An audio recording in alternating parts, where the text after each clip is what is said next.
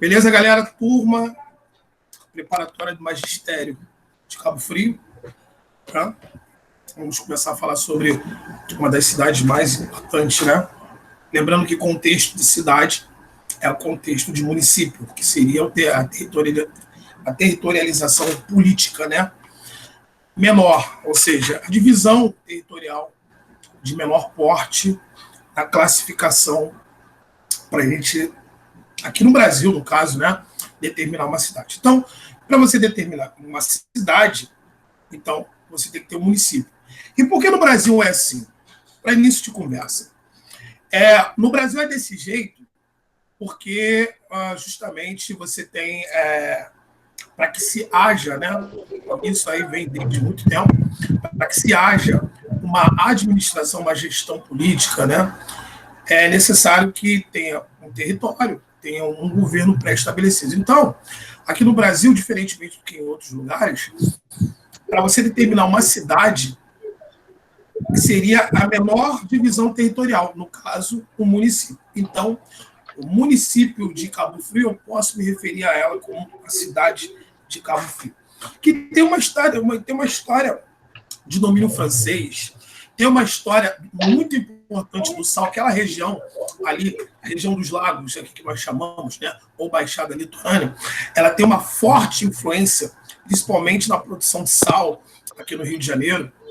Você vai ver, vai acompanhar comigo aqui toda a relação dos índios, dos tamoios, por exemplo, ou seja, tão importante naquela região ali de São Gonçalo, Itaboraí, Cabo Frio, formação de outros municípios que hoje existem por ali também, São Pedro da Aldeia, é o caso, e assim, várias coisas sobre a história de Cabo Frio que seriam determinantes para a gente poder fazer uma boa prova. Tá? Então, a partir de agora, a gente vai começar a ver aqui os slides e a gente vai começar a falar sobre o período, né? Ou seja, a formação dessa grande cidade paradisíaca, histórica, importante para o Rio de Janeiro. O prefeito hoje é o Adriano Moreno. Eu não sei se ele foi reeleito, eu não acompanhei, sinceramente. Cabo Frio, a galera aí. Não, ele não foi reeleito, não, professor. Não foi, não? Não foi reeleito, não. E assim, é uma cidade muito bonita que vem sofrendo alguns problemas de ordem urbana, principalmente por ocupações irregulares. Isso, geralmente, com cidades que têm um grande porte econômico, começam a sofrer esses aspectos, isso não tem jeito, né? Isso aí é uma composição socioeconômica comum, né, das cidades brasileiras. Você tem várias praias maravilhosas ali em Cabo Frio. Por exemplo, a Praia das Dunas, a Praia do Forte, são famosíssimas, né? E muito visitadas também, na verdade. São uma das praias mais visitadas do Brasil, digo nem só do Rio de Janeiro. Tem a Praia das Conchas também, que é uma praia maravilhosa, que tem de águas mais calmas. Então, assim, você vai ver que esse período colonial ele vai determinar muita coisa em termos de características da cidade. Então, assim, seria interessante a gente começar a falar disso. Bom, Cabo Frio foi descoberto por Américo Vespúcio, em 1503. Professor, quem foi Américo Vespúcio? Eu já ouvi falar desse cara. Bom, Américo Vespúcio, gente, era um mercador, navegador, e ele era geógrafo também. Então, assim, o cara realmente era caixeiro viajante. O cara era mercador, navegador, geógrafo, e ele era italiano. Ele era um grande explorador dos oceanos. Então, assim, ele chega aqui na questão daquele período, né, que a Europa estava justamente fazendo as expansões ultramarinas e, assim, a necessidade de descobrir novas terras, entre outras coisas. Então, assim, podemos dizer que Américo Vespúcio ele veio de uma vem de uma bagagem de navegadores, ou seja, vem de uma história de navegadores, né? Principalmente os genoveses, os venezianos, enfim. Ele era da cidade de Florença, mas ele se dava muito bem com essa galera, e ele começa a partir mar adentro, né, para novas descobertas. E chega aqui na cidade de Cabo Frio, não precisa expandir tanto sobre Américo Vespucci, mas só para você entender que ele foi um grande descobridor das terras do Novo Mundo, ou seja, as terras daqui do Ocidente. Tá? Então, assim, Américo Vespucci chega aqui em 1503, né, tendo sido alvo constante de ataques piratas franceses e holandeses. Pessoal, tinha muito essa coisa de piratas franceses, nossa, principalmente que você tinha a relação dos franceses, dos piratas franceses, e também eram os corsários, né? Pessoal, o que eram os corsários? Eram piratas que trabalhavam, entre aspas, para o governo. Então tinha muito disso.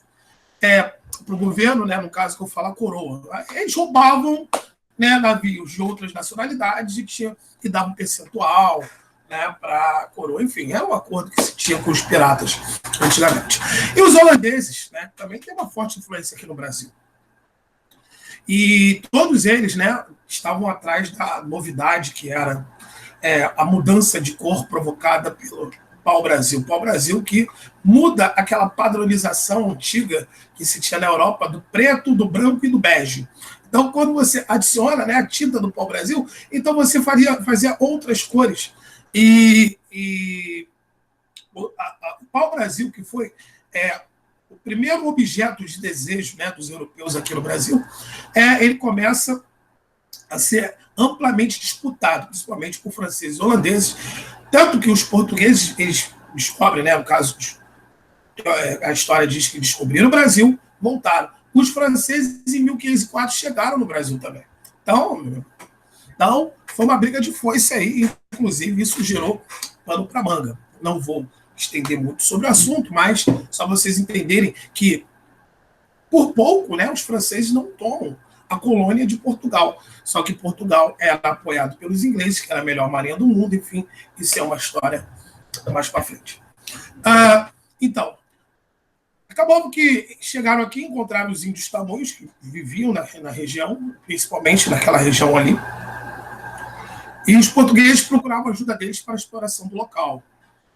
Ninguém conhece a mata melhor do que os índios tamoios, principalmente porque ali já estavam há muito tempo.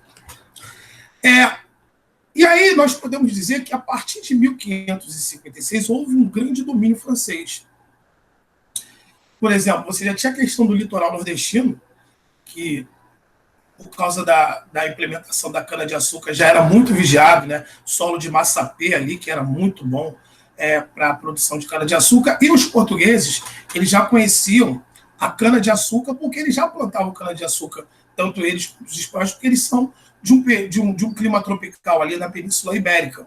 Então, eles trouxeram as primeiras mudas de cana-de-açúcar. E quando chegaram na zona da Mata Nordestina, eles ficaram maravilhados, tanto com o clima quanto com o solo. Então, aquilo ali foi um objeto de desejo ímpar, que chegou a tal ponto dos portugueses ficarem vigiando ali aumentaram a segurança daquela região, porque era justamente um período que estava acontecendo a expansão ultramarina e, ao mesmo tempo, você estava tendo conflitos, porque se os europeus já brigavam em solo europeu, imagina fora de solo europeu, que é o caso dos portugueses, dos ingleses, dos holandeses e dos franceses, né? Disputando aí as colônias do Novo Mundo.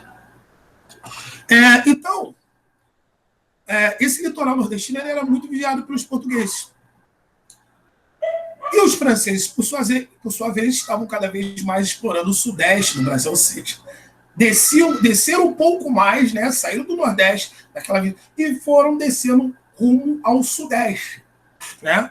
Tanto que aqui no Rio de Janeiro nós temos a ilha de Villemont, né, próximo ali a Ilha das Cobras.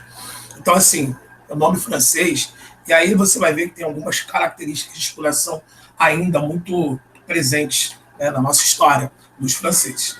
Então, assim, o litoral nordestino era muito vigiado pelos portugueses, os franceses estavam cada vez mais explorando o sudeste do Brasil.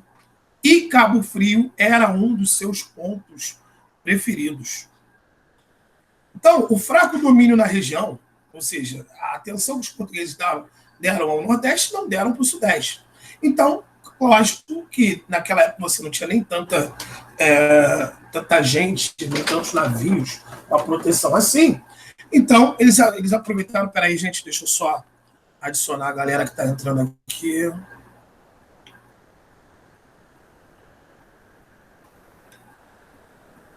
Tem mais alguém?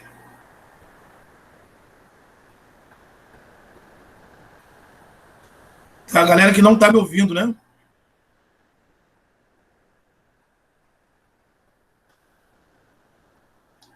Tem a galera que não está me ouvindo? Ô, Thiago, alguma dúvida, meu amigo? Pode falar. Desculpa aí que eu não consigo ver o chat. Thiago?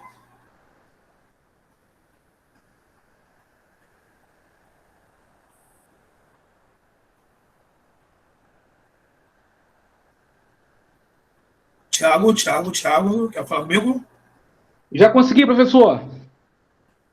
Show de bola. Tá conseguindo me ouvir bem aí, Thiago?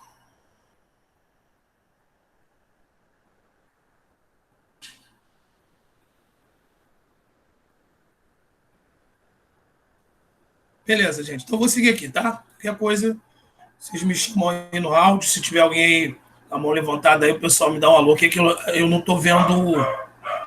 Porque quando a minha tela tá.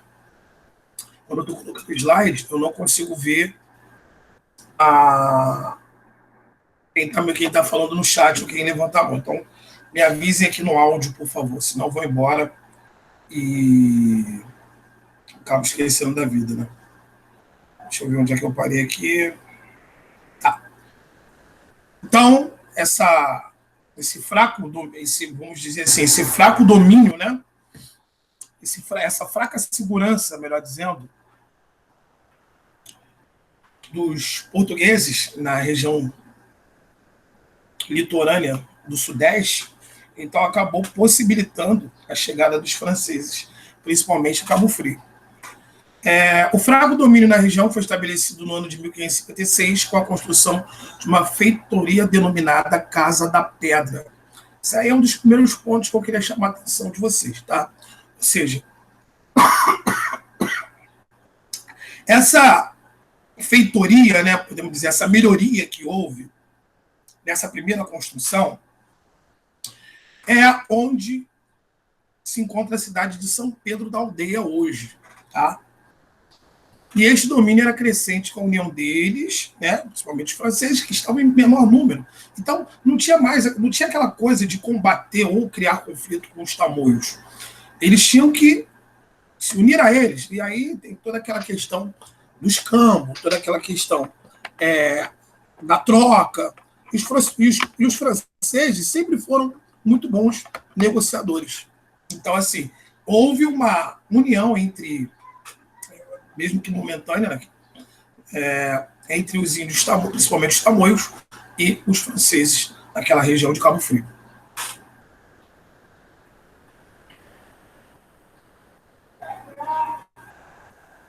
E aí, houve um fato em 1575, eu botei 1975, mas é 1575, tá, pessoal? Ou seja, perdão. Eu botei aqui no título errado, mas está certo aqui no texto. Então, houve, em 1575, a chamada Guerra de Cabo Frio. Pessoal, houve uma Guerra de Cabo Frio? Houve. E é um dos fatores que eu aposto que aparece em prova. A Guerra de Cabo Frio.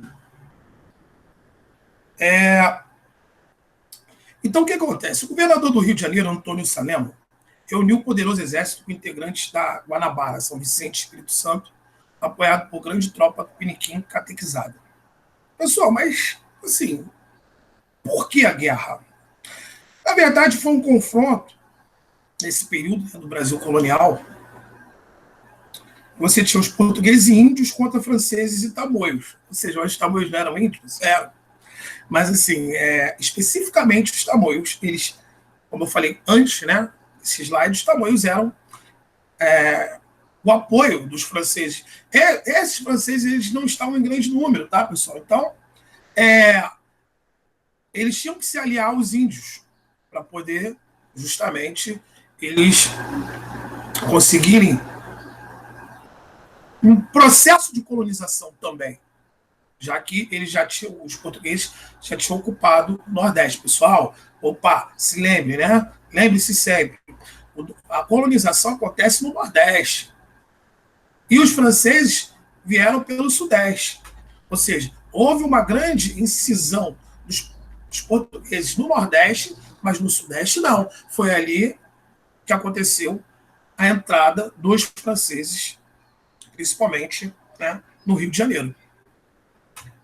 Tá? Isso aí tem que ficar bem estabelecido na sua mente.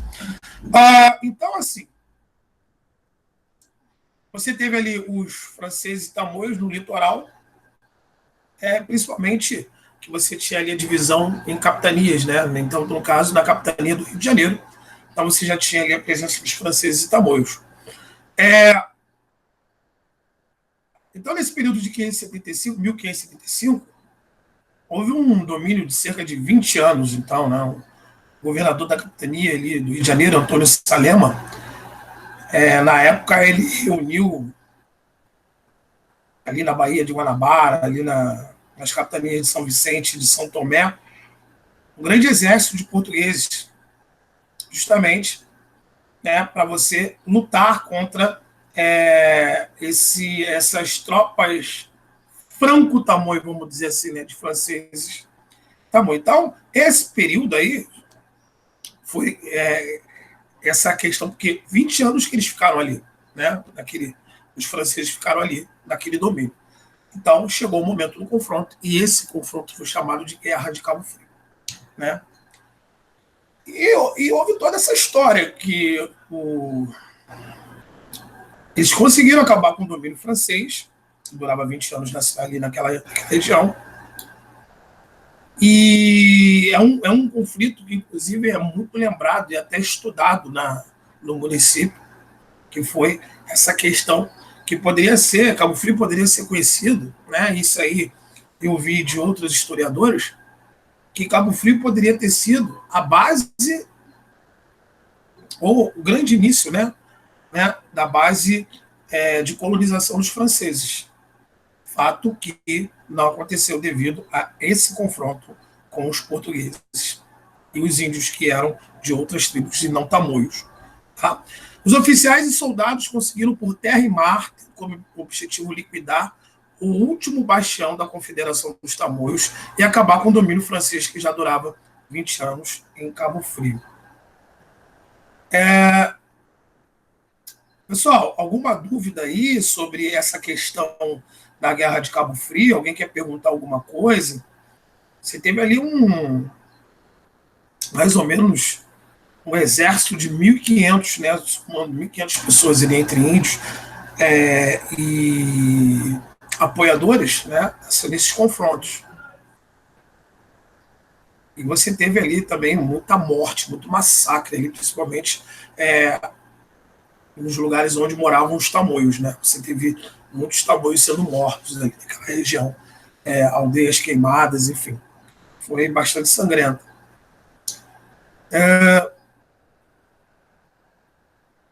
Enfim, sigo o barco aqui, vamos lá.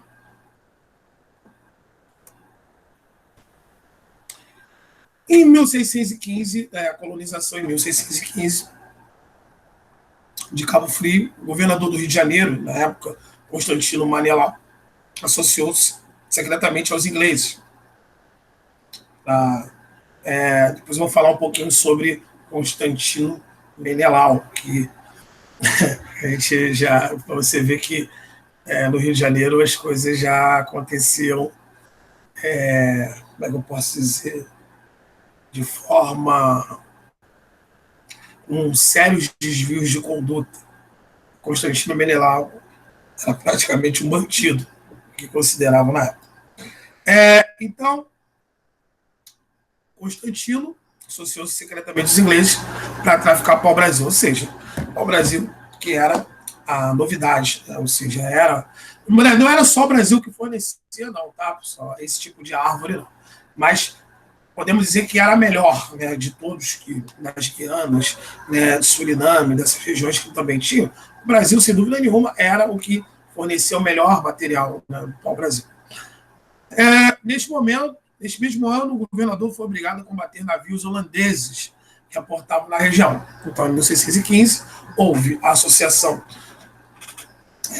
do governador do Rio de Janeiro, os governadores esses que eram indicados, e os ingleses para traficar para o Brasil, e ele, por si só, também combatia os navios holandeses, né, que aportavam na região. Voltou a Cabo Frio para expulsar os ingleses, que haviam enganado e construiu uma fortaleza feitoria. Na verdade, quando fala fortaleza feitoria, é uma obra, tá, na ilha, utilizada anteriormente pelos portugueses e franceses, junto ao porto da Barra de Araruama. Finalmente, Constantino Menelau recebeu ordens do rei Filipe III da Espanha para mais uma vez retornar à região, estabelecer uma povoação. Em 13 de novembro de 1615, com a ajuda de 400 homens brancos e índios catequizados, levantou a fortaleza de Santo Inácio e fundou a cidade de Santa Helena do Cabo Frio, a 7ª mais antiga do Brasil.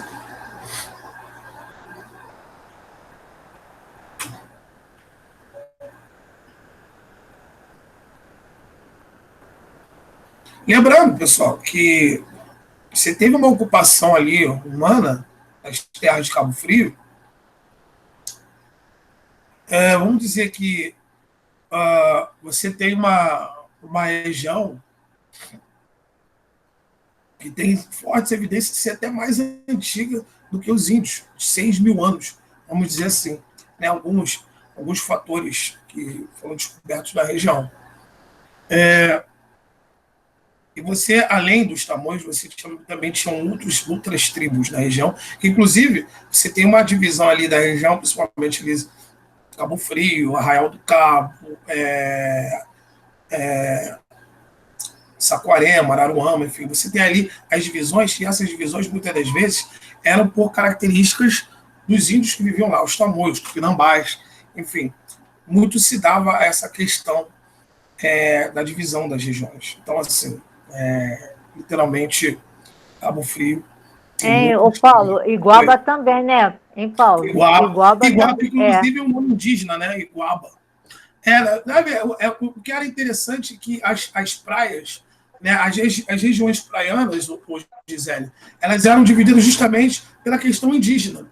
Né? E ali foi ganhando os nomes. Muitos desses lugares, por exemplo, já tinham nomes, como Iguaba Grande, Saquarema, né, Araruama. Isso são nomes indígenas, né? Geralmente os tupiniquins, né, tupinambás, você tinha os tamoios, né, que foram dando esses nomes, ou seja, essas origens, né, principalmente as regiões praianas. Então, como é que se fazia essa divisão, professor? Era pela questão da localização das tribos indígenas na grande maioria das coisas. Né? É só para deixar vocês assim ligados nisso aí. E é isso mesmo, Gisele, é verdade, é justamente essa questão. Muito mais do Tupi-Guarani, né? Ou seja, se tem, essa é aquela região, não, mas ali, esse Tupi-Guarani, com certeza. Só para lembrar também que você teve algumas expedições navais, principalmente pelos portugueses. Porque você teve, quando eles se estabeleceram no Nordeste, eles foram fazendo reconhecimento de todo o litoral. Então, assim, principalmente o que você tinha aquela questão de conhecer o território, as expedições. E por aí você já tem o limite, né, onde os portugueses iam, que parou no Sudeste. E por incrível que pareça, os franceses começaram a se estabelecer no Rio de Janeiro, como eu falei antes, na fortaleza de Villemont. ou seja, que seria a ilha que até hoje é conhecida como Forte Francês do Rio de Janeiro. Então, assim, essa guerra do Cabo Frio foi muito importante, tá, pessoal? Queria que, se você quiser fazer algumas anotações, é interessante, porque como pede a história de Cabo Frio, a guerra de Cabo Frio, né, seria um fator interessante para ser cobrado. Que houve, né, depois desse confronto, principalmente ali com o extermínio dos tamoios, né, e com o fim do domínio francês, você teve a condenação de vários pajés, né, principalmente ali dos tamoios, e você teve ali vários enforcamentos na praia. E aquela galera ali que seria mais ou menos aí 1.500 índios foram escravizados, ou seja, viraram escravos, principalmente dos portugueses. E você teve ali algo em torno de mais de 10 mil índios que tomaram o lado dos invasores, né? E teve alguns franceses que foram aprisionados, outros mortos. Enfim, e outros que fugiram, né? Conseguiram fugir e foram se estabelecer no Espírito Santo, por exemplo. Então, essa é a história, basicamente, da Guerra de Cabo Frio. E aí a gente já está falando sobre a colonização em 1615. Então, nesse caso, depois, deixa eu ver aqui, eu acho que eu já tinha falado disso, né? Deixa eu ver, a sétima mais antiga do Brasil. Então, a partir de 1650, você começa um processo de desenvolvimento da região. E aí você vai ver que entra um elemento fundamental, né? A gente vai discutir aqui. Entre 1650 e 1660, a grave crise do sal português, que desabasteceu o Brasil, chamou a atenção metropolitana, olha, para a cristalização natural do produto na Lagoa de Araruama. Para quem já foi para as praias da região, são as praias mais salgadas do Rio de Janeiro. Saquarema, a Lagoa de Araruama, Arraial do Cabo, ou seja, e principalmente Cabo Frio, ou seja, a água é muito salgada. E ali começou-se a estabelecer uma grande produção de sal que vai dar as primeiras características citadinas para a região. Nós vamos ver, né, agora, ou seja, o sal da região dos lagos, ele é até hoje muito importante. Lembrando que esse litoral o litoral brasileiro em si, ele é muito salgado, ele tem uma grande cristalização, tá? Então, assim, com esse impulso da economia, um novo centro urbano era levantado junto à atual Praça Porto Rocha. Rasgou-se a rua direita, hoje Érico Coelho. Foram construídas a Igreja da Nossa Senhora da Assunção, o Sobrado da Câmara e da Cadeia, que formavam o Largo da Matriz, onde fincou-se o Pelourinho. Pessoal, peraí, está dizendo que o sal é a primeira atividade econômica específica de Cabo Frio? Isso, exato. E quando se tem um elemento de desenvolvimento econômico, então você já começa a ter moradores, você já começa a ter construções, ou seja, você já começa a ter características de cidade e não de pequeno povoado. Há uma grande diferença entre um e outro. Porque aí você já estabelece a igreja para a fé, lembrando que os portugueses, né, essa disseminação da fé católica que se estabelece era justamente um dos motivos também para a descoberta de de novas regiões, né, de novos territórios. E aí você estabeleceu uma igreja, né? Já estabelece um ponto de observação e de localização. Então, podemos dizer que em 1650, com o início das atividades econômicas voltadas para o sal, Cabo Frio começa a despertar, ou seja, começa a surgir dentro do cenário geopolítico da época. Então, em meados de 1660, cristalizaram-se as condições geopolíticas para o retorno de investimentos à cidade de Cabo Frio. Já em 1663, a administração volta-se a reunificar na Bahia, lembrando que Salvador era a capital. José Varela é reconduzido ao cargo de capitão-mor, aquele mesmo, né? A gente estava falando antes. E pela primeira vez nomeia-se um alcaide-mor para a cidade. Era tipo um prefeito hoje em dia, tá, pessoal? Um chefe, um líder. O novo governador do Rio de Janeiro tenta impedir a posse de José Varela. O governador é censurado para não se ingerir na jurisdição de Campos dos Goitacazes, pertencente a Cabo Frio. A seguir, os beneditinos receberam uma sesmaria urbana. Sesmaria, para quem não sabe, eram as terras que eram doadas, né, para quem tivesse condições de produzir, uma versão menor das capitanias hereditárias. Só que essas eram dadas aqui mesmo e, principalmente, elas eram doadas pela igreja, ou seja, a igreja que fazia essa distribuição. E os beneditinos eram aqueles caras que não eram padres, mas eram religiosos, que justamente eles tomavam conta de uma parcela ali da região, eles faziam acordos, e até mesmo das sesmarias, né? E eles eram produtores também.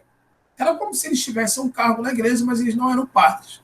Então, eles receberam uma sesmaria urbana, dando origem ao bairro de São Bento. Tá?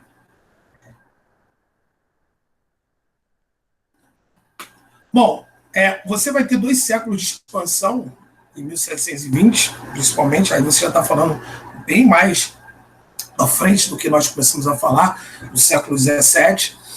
Então, começando no início do século XVIII, o Forte São Mateus foi guarnecido e rearmado. A defesa da capitania passou a contar também com um terço de infantaria, além de um regimento de cavalaria. Ou seja, estava se estabelecendo na região uma proteção militar. Lembrando que Cabo Frio, em termos de localização, é muito boa. Ou seja, a posição de Cabo Frio ela é perfeita, tanto que você tem o forte de Cabo Frio lá. E assim, começa-se a investir justamente em colocar essa questão militar em Cabo Frio. Então começa a surgir as instituições militares da região. A cidade de Cabo Frio expandiu-se com o aumento da igreja da Nossa Senhora da Assunção, com a construção da capela de Nossa Senhora da Guia, no Morro de Itajuru, e da igreja de São Benedito, no Largo da Passagem. Tá? Importantíssimo, tá? Você depois dá uma lida nessa aula mais uma vez, se você quiser buscar outros materiais, porque quando você fala, quando a gente fala sobre especificamente uma região, a gente não sabe, a gente tem que falar de tudo para justamente chegar na hora da prova, eles escolherem aí 2 ou 3 questões sobre o tema, e geralmente quando eles perguntam isso, né, eles falam muito sobre o lugar, sobre a questão da igreja, né? São pontos que toda igreja de qualquer lugar vai acabar sendo um ponto turístico. Na cidade viviam cerca de 1.500 habitantes em 350 casas. Então, assim, era um povoado ainda, que estava se transformando em cidade. Enquanto que outros 10 mil se espalhavam pela capitania, metade constituída por escravos negros. Lembrando que você está falando aí de 1720, você estava na era justamente do quadro agromercantil escravista aqui no Brasil. Essa expansão urbana refletiu o sucesso de várias atividades econômicas que eram exportadas para o Rio de Janeiro, em geral pela Barra de Araruama. Na agricultura destacavam-se as plantações de anil, cochonilha, legumes, cana-de-açúcar, mandioca, feijão e milho, cujas maiores produções eram da fazenda de Campos Novos, guarda esse nome, que ainda continuava também a criar gado. Apesar da repressão portuguesa, a produção de sal ainda era abundante. Lembrando que o sal que começou tudo isso. E aí começam-se outras produções. Então, assim, se liga muito nessa parada aí de sal, tá, gente? Que é importante, principalmente, como nós já falamos, né, para o início do desenvolvimento econômico da cidade. Houve a visita imperial em 1847, o que iria mudar definitivamente as características da cidade, né? Ou seja, a visita de Dom Pedro II, a visita do segundo reinado, podemos dizer, fez a cidade, em 1847, ganhar alguns recursos pela primeira vez em sua história. Então, na ocasião, foi doada uma quantia para a construção da cobertura da fonte de Itajuru, e outra para os charitas, com o objetivo de facilitar a sua manutenção, instalar uma enfermaria. Isso se mostrou de grande utilidade por ocasião das devastadoras epidemias de febre amarela, na época, né, e varíola que assolaram a região durante o século XIX. Então, assim, podemos dizer que a visita de Dom Pedro II, pela primeira vez, o governo vai a uma cidade, né, que até então surge com características econômicas próprias, ou seja, nunca dependeu do governo. E foi somente em 1847 que o segundo reinado, né, Dom Pedro II, chega à cidade e investe em alguma coisa. Porque até então, geralmente, Cabo Frio vivia com as suas próprias pernas. Era o sal, era o feijão, era o milho, era a cana-de-açúcar. Então, assim, nesse momento, parece que definitivamente Cabo Frio entra no radar do segundo reinado. O imperador visitou o estabelecimento modelo das Salinas Perinas, incentivado por ele próprio e de propriedade do alemão Lindenberg, que colocou em prática novos métodos de produção mineral, dando início ao moderno Parque Salineiro de Araruama. Olha isso importante, galera. Olha, justamente nesse período aí, olha, que o imperador chega na cidade e ele vai visitar o modelo das Salinas Perinas. Salinas é o quê, professor? Produção de sal, tá? E o alemão Lindenberg, ou seja, o alemão aqui, né, já modificando as características econômicas, e aqui no Rio de Janeiro, né, interessante, que começa a introduzir novos métodos de produção mineral e ele revoluciona, de uma certa forma, a produção de sal e dá início ao moderno Parque Salineiro de Araruama, que está lá até hoje. Depois eu posso até compartilhar uma foto com vocês, tá? É interessante. Se você quiser depois, dá uma olhadinha na internet aí que tem lá o Parque Salineiro de Araruama. Então, para fechar esse período colonial, a gente vai falar sobre a questão negreira, né? Principalmente em 1875. Também é importante. Duas questões relativas aos escravos estremeceram em Cabo Frio ao longo do século.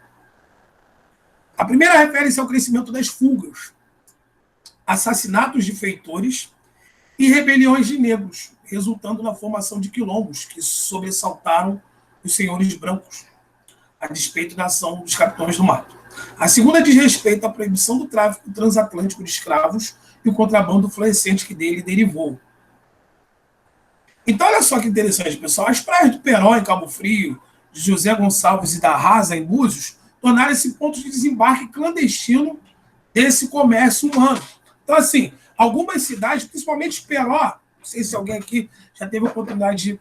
Tem alguns monumentos, algumas homenagens a escravos negros que, de uma certa forma, revolucionaram. Muitos deles, né, acabavam vivendo a vida inteira na clandestinidade. E posso dizer que você vai ter ali uma região que começa a ser conhecida, né, por essas características de desembarque. Ou seja, ela passa a ser famosa por causa dessa característica do desembarque clandestino. Houve, lógico, um conflito, né? Ou seja, houve uma repressão.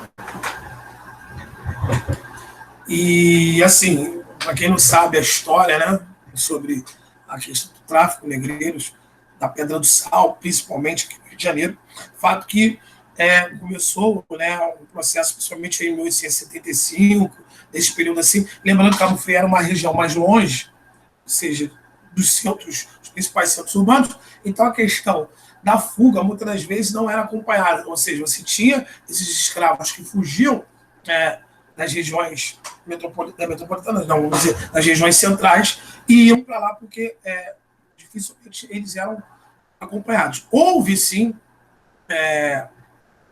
um conflito, mas também houve um certo abuso do governo brasileiro, né, e também dos senhores donos de escravos, que acabavam, principalmente regiões mais distantes, onde não eram fiscalizados, então a carga de trabalho, por exemplo, dos escravos era 2 ou 3 vezes pior.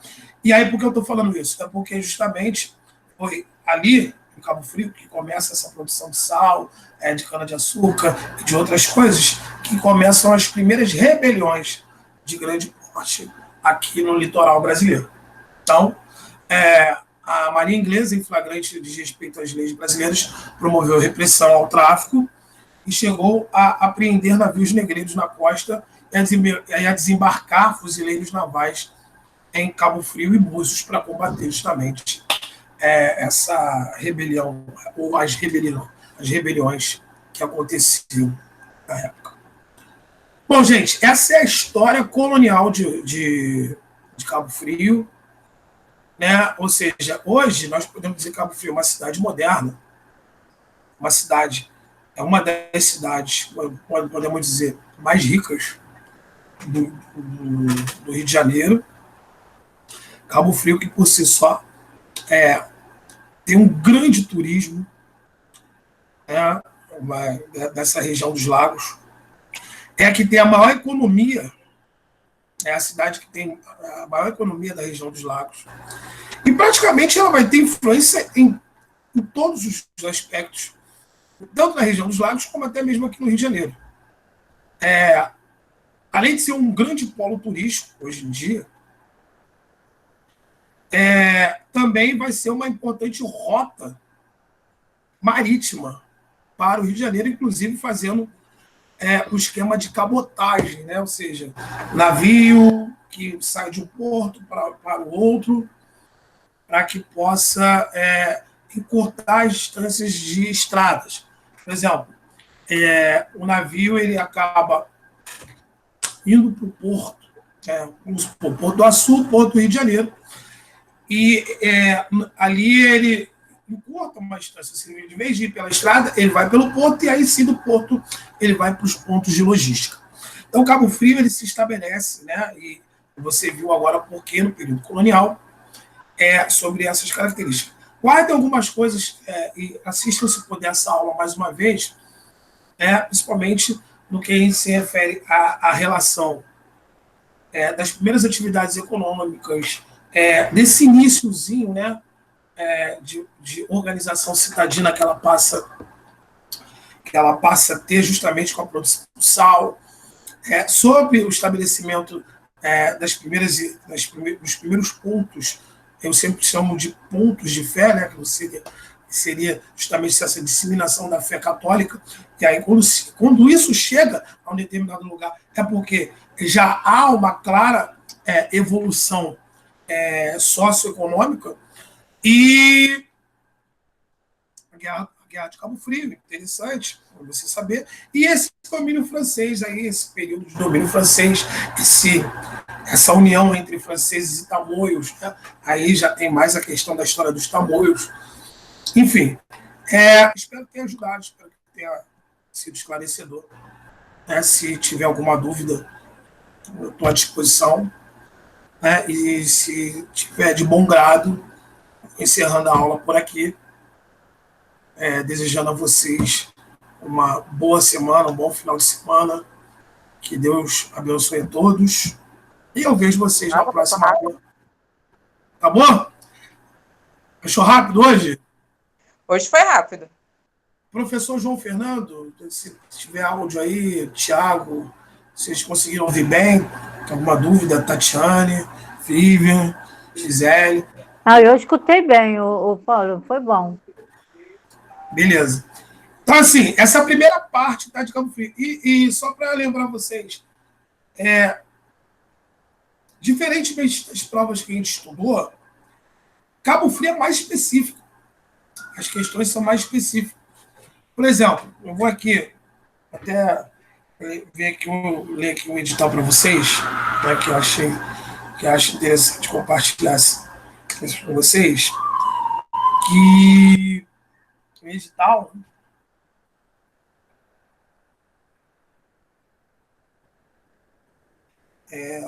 esses elementos que a gente já vai estudando, que a gente já vai preparando.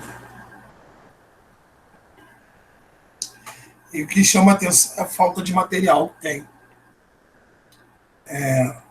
Bom é você estar sempre acompanhando, estar sempre dando uma lida, né? Mas não tem muito material disponível, não. Aí eu separei aqui o material para vocês aqui. Bem, a origem da região de Cabo Frio, primeiras ocupações e início do povoamento, evolução histórica e administrativa, habitantes, conflitos, edificações, atividades econômicas. O declínio no final do século XIX, que vai ser a próxima aula. A retomada da economia no século XX, que vai ser a próxima aula também. O surgimento de novos segmentos de atividade. A emancipação, enfim. Você tem um período, você tem aqui, basicamente, matérias bem específicas, né? Então, assim, você não vai ter, você de ensino fundamental 1, né? E você também do segundo segmento. Então, vai ser interessante para vocês que essa parte aí, essa parte que a gente pode dizer que vai cair aí de 4 a 5 questões, né? Então, essa parte aí ela é muito importante, ela tem um peso muito importante na prova de vocês. Tá? Então, assim, aguardo vocês na próxima aula. E se tiver alguma coisa a acrescentar, alguma coisa a criticar, por favor, né? Fiquem à vontade. Vocês têm aí o meu contato, a Alessa tem meu contato. Tá bom, gente? Bom final de semana. Vai ter exercício? Na próxima aula terá exercício. Então, como a gente tem 4 encontros, eu tenho que passar conteúdo. Mas eu vou ver se eu consigo acrescentar alguma coisa de exercícios dessa aula de hoje. Ou seja, eu vou dar aula, né, para vocês e vou botar aí 2 ou 3 questões, vou fazer 2 ou 3 questões da aula de hoje, para ver se vocês vão se lembrar. E assim por diante, né? Na outra aula eu vou fazer as questões da aula anterior e assim vai. Tá, olha o feijão. Se liga no feijão, não vai fazer feijão hoje não, né? Professor Paulo. Oi? Não, só uma informação. O senhor vai passar algum material para a gente, escrito? Vou sim. Tá ok, só isso. Essa aula de hoje, né? Essa aula de hoje, de slide, eu vou passar para vocês. Vocês vão ter essa aula no escrito aí. Obrigado, excelente aula, gostei bastante. Obrigado, Thiago. Pô, da próxima vez, participa aqui junto comigo. Não, eu tô aprendendo a mexer nesse aplicativo, eu tô acostumado com o Zoom. Rapaz, ele é bom. A única coisa que eu posso dizer que eu consegui me destacar nessa pandemia foi saber mexer nesses trocos. Eu não sabia mexer em nada, irmão. Tchau, gente. Beijos. Bom final de semana. Tchau, professor. Beijo. O senhor também, tá? Tchau, professor. Tchau. Valeu, mestre. Valeu.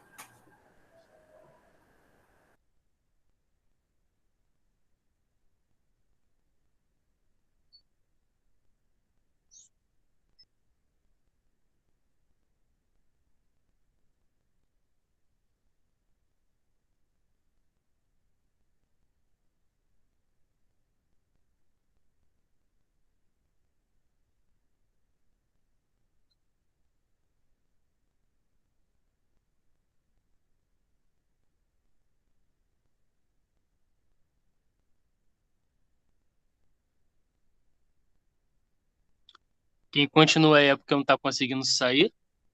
Onde é que sai aqui, gente?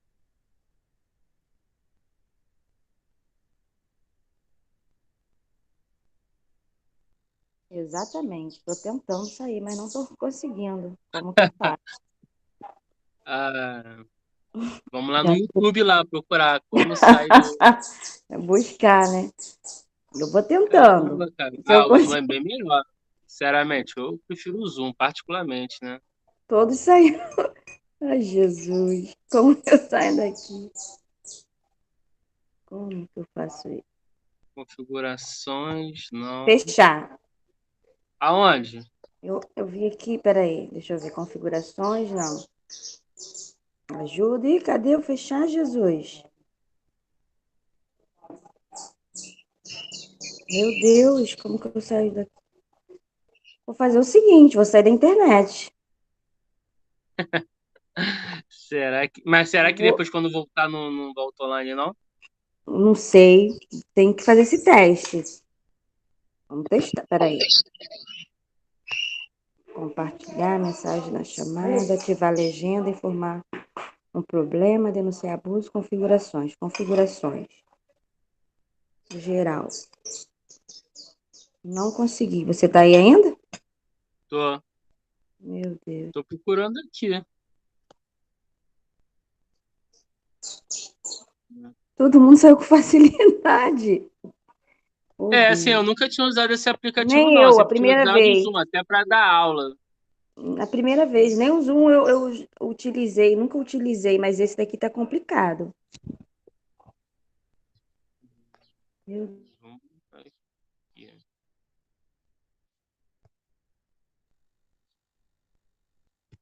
É, vamos fazer isso. Vamos sair da internet e ver no que dá. Aqui em cima tem uma setinha, não.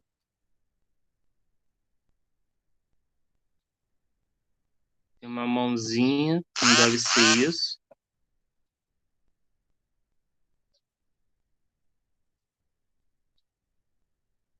Que loucura. É, vamos sair da internet e ver no que vai dar.